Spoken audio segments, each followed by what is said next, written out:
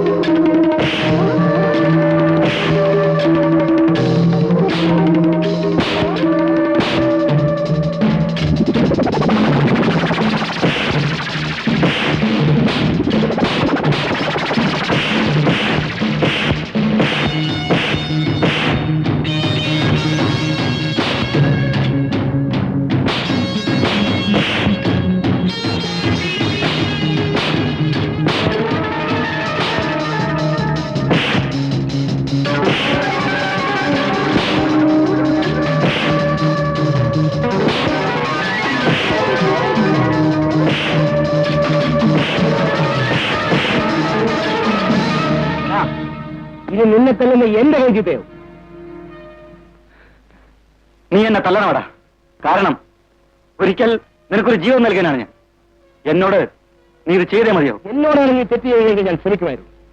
പക്ഷെ സ്വന്തം നിലപോലും മറന്ന് നമുക്ക് അഭയം എന്നൊരു നല്ല പെൺകുട്ടിയോട് നീ കാണിച്ച വൃത്തികരെ എനിക്ക് സഹിക്കാനാവില്ല. അവൾ എന്റെ പെങ്ങളൊന്നുമല്ലല്ലോ. അതേടാ, അവൾ എന്റെ പെങ്ങളാണ്. സ്വന്തം പെങ്ങൾക്ക് പോലും തോന്നാത്ത സ്നേഹമാണ് അവൾ നമ്മളോട് കാണിച്ചത്. രക്തത്തിന് കാന്തത്തിന്റെ ആകർഷണ ശക്തിയൊന്നുമില്ലടാ, സാഹചര്യങ്ങളാണ് ബന്ധങ്ങൾ ഉണ്ടാക്കുന്നത്. അവൾ ഇന്ന് എന്റെ പെങ്ങളാണ്. അവളുടെ നിഴലിനെ പോലും ചവിട്ടി കടന്നു പോകാൻ ശ്രമിച്ചാൽ ഈ രാജുവിനെ വിടില്ലെന്ന് ഓർമ്മിച്ചു. നിർത്തണം എന്റെ പ്രസംഗം. ഒത്തിയവനെ തിരിച്ചു കൊത്താതെ ഈ രാം ഉറങ്ങാറില്ലെന്ന് നിനക്കറിയാമല്ലോ. നിന്റെ ഈ കളി തീക്കളിയാണെന്ന് ഓർമ്മിച്ചോ. ഇപ്പൊ ഞാൻ പോകുന്നു. വിളിച്ചാ പോവല്ലേ നിവൃത്തിയുള്ളൂ മോളെ. ഇനി അതോർത്ത് കരഞ്ഞിട്ട് എന്താ കാര്യം? ആ ഗോപി ഒന്ന് വിവരം അറിയിക്കാൻ കഴിഞ്ഞിരുന്നെങ്കിൽ നമുക്ക് കുറെ കൂടെ ആശ്വാസമായിരുന്നു. ഏതായാലും ഒരാളായിട്ടൊരാളുണ്ടല്ലോ. ജാനകി, നീ ഇന്ന് കൂട്ടിനിവിടെ കിടന്നോ? ഞാൻ എപ്പോഴേ തീർച്ചപ്പെടുത്തിയതാ ഇന്ന് രാത്രി ഇവൾക്ക് ഇവിടെ കൂട്ടുകിടക്കണമെന്ന്. എനിക്ക് ഈ ഡ്യൂട്ടിക്ക് സമയം. ഞാൻ പോട്ടെ മോളെ. നോക്ക്, എന്റെ ചില്ലറ വല്ലതും ഉണ്ടോ? അതിനെന്റെ കയ്യിൽ ചില്ലറയൊന്നും ഇല്ലെന്ന്. ഒന്ന് വെറുതെ പറയൂ. അതിനെന്റെ കയ്യിൽ ചില്ലറയൊന്നും ഇല്ലാന്ന്. ഇല്ലെങ്കിൽ വേണ്ട, ഞാനിവിടെ തരയിക്കോളാം. മോളെ പോട്ടെ.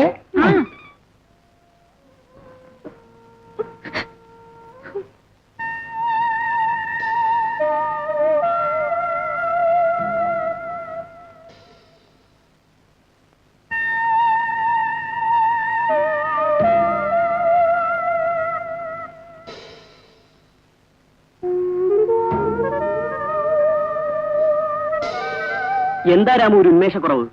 ഒന്നുമില്ല. എന്നാലും എന്തോ ഒരു വിഷമമുള്ള പോലെ തോന്നുന്നു. ഇവിടെ വന്ന് ഇത്രയും കാലമായിട്ട് ഒരു ജോലി ഏർപ്പെട്ടില്ലല്ലോ എന്ന് ആലോചിക്കുമ്പോ ഒരു വിഷമം. ജോലി കിട്ടാത്ത വിഷമോ? രാമുവിന് എത്ര ജോലി വേണം? മുതലാളിയെ കണ്ട് ഒരു വാക്ക് പറഞ്ഞാ മതി. മുതലാളിയെ ഞാൻ പരിചയപ്പെടുത്തി തരാം. വാ, അതിനു മുമ്പ് നമുക്ക് ആ ഷാപ്പ് വരെ ഒന്ന് പോയി. അയ്യോ, എന്റെ കയ്യിൽ കാശ്. കാശോ? അതൊരു പ്രശ്നമല്ല. രാമുവിന് കാശ് എത്ര വേണം? ഞാൻ തരാം. വന്നേ. നാരായണനാര് ജീവിച്ചിരുന്നപ്പോ വാർദ്ധക്യ പെൻഷനും ഇല്ല, ഒരു കൊടച്ചക്രവും ഇല്ല. മരിച്ചു മണ്ണായപ്പോ ദേ വന്നിരിക്കുന്ന പെൻഷൻ. ഈ സർക്കാരിന് കണ്ണുമില്ല മൂക്കുമില്ല. എടി ജാനു, ഞാനിങ്ങനെ ആലോചിക്കുക, നമുക്കും വേണ്ടടി ഒരു പെൻഷൻ.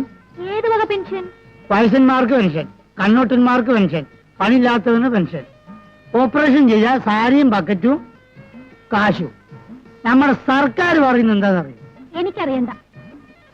അറിയണം. നാം രണ്ട്, നമുക്ക് രണ്ട്. നമുക്ക് ഒന്ന് പോയിട്ട് ഒരര കുട്ടികളുണ്ട്. കുടുംബാസൂത്രണം എന്ന് പറഞ്ഞ് യുവന്മാർ എത്ര കാശാ വാരിക്കോരി കൊടുക്കുന്നത്? ഒരാസൂത്രണം ഇല്ലാതെ നമ്മൾ സർക്കാരിനെ സഹായിക്കല്ലേ? അപ്പൊ പെൻഷൻ നമുക്ക് കിട്ടണം. ഒന്നും മിണ്ടാതിരിക്കും മനുഷ്യ. ആദ്യരാത്രിക്കാ പിച്ചും പേയും പറയുന്നത്. എനിക്ക് അടങ്ങി കിടക്കാനാവില്ല. ഇതൊരു തരം അവഗണനയല്ലേ? ഈ രാജ്യത്തെ പുരോഗതിയിൽ നിന്നും പുരോഗതിയിലേക്ക് നയിക്കുന്ന നിന്നെപ്പോലുള്ള മച്ചികൾക്ക് വേണ്ടി ഞാൻ മരിക്കാൻ വരെ തയ്യാറാണടി. കിടത്തി പൊറപ്പിക്കില്ലെന്നാ തോന്നുന്നത്. ഇതിനു വേണ്ടി നമുക്കൊരു അവകാശ സമരം നടത്തണം. അതിനുവേണ്ടി നമുക്കൊരു സംഘടന ഉണ്ടാക്കണം. മത്സ്യ തൊഴിലാളി സംഘടന. നീ കുറെ തടിയും മണ്ണൊക്കെ ഉള്ളതല്ലേ? അപ്പൊ നീ പ്രസിഡന്റ്, സെക്രട്ടറിയും ഖജാൻജിയും ഞാൻ. എന്നാ പിന്നെ ഗജാന്റിക്ക് കള്ളി ഷാപ്പിൽ സൗകര്യമായല്ലോ. ആ യൂണിയനൊക്കെ നമുക്ക് പിന്നെ ഉണ്ടാക്കാം. നമുക്ക് കിടന്ന് ഉറങ്ങാം. നീയേ ഉറങ്ങ. എന്താണ്? കൊഞ്ചുന്നു പെണ്ണ്, കൊഞ്ചുന്നു. നീ വിളക്ക് എടുത്ത്, വിളക്ക് എടുത്ത്. എന്താണ് വിളക്കെടുത്തന്നെ? അങ്ങനെ ഇപ്പൊ വിളക്കെടുത്തണ്ട. മാറിക്കേ. കണ്ടോ, ഇത് കണ്ടോ? ഇവളെന്റെ ഭാര്യ. ഞാൻ പറഞ്ഞ അനുസരിക്കില്ല, എന്നോട് മാറിക്കിടക്കാൻ. നിങ്ങളെ ഭാര്യ ഇത് നിങ്ങളോട് പറഞ്ഞാൽ നിങ്ങൾക്ക് സഹിക്കോ? സഹിക്കോ? വിളക്കറിയുന്നില്ല.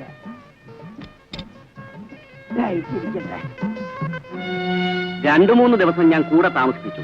മുതലാളിയുടെ സൗകര്യം നോക്കിയിട്ട് കൊണ്ടുവരാമെന്ന് കരുതി. രാമുവിന് ആവശ്യം ഒരു ജോലിയാണ് അല്ലേ? അതേ മുതലാളി. രാമുവിനെ നമ്മുടെ ഭാഗത്ത് നിർത്തിയാൽ മറ്റേ കാര്യത്തിന് ഒരു എളുപ്പം ഉണ്ടാവും. നീ പോയി അവനിങ്ങോട്ടായി. ശരി മുതലാളി.